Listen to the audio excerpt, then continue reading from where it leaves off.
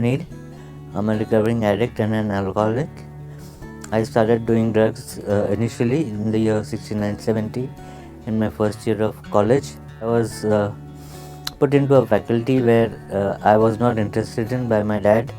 That is the science faculty. I was more interested into arts. My childhood was pretty traumatic. Father was sort of a dictator at home and there was a lot of violence. That made me a rebel and I did my arts on my own. There I got into touch with some dropouts and seniors. They were a popular group those days. I loved the music that they were playing. One day I just went and sat with them just out of curiosity and I found that they were passing out a chillum which contained hashish. And the first time I took it in, I found the music getting so exaggerated and I just stood up and started dancing. I think that's where I got addicted because I left all my other sober friends that I had. From hashish, I progressed into acid like LSD and also started popping pills.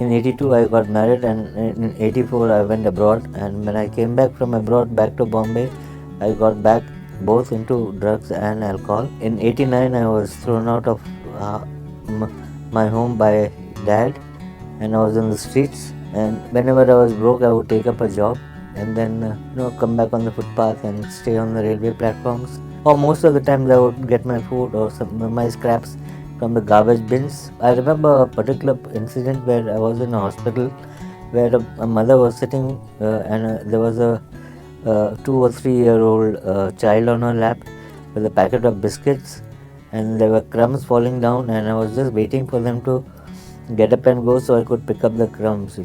My friends those days were extortionists, murderers, chain snatchers. They used to supply me with my drugs. In my later stages of addiction, I was looking for the high that I got the first time. I had a drink at 4 o'clock in the morning and I passed out. I had actually planned to go and walk into a bar and have another drink, but I don't know what made me walk into a meeting of Narcotics Anonymous. Actually, it was a physical, mental, emotional, spiritual bankruptcy that I went through, but it was more of the emotional bankruptcy that made me realize that I don't want to do it anymore. I went for the meeting and I just told the chairperson over there, I've had enough, I need help.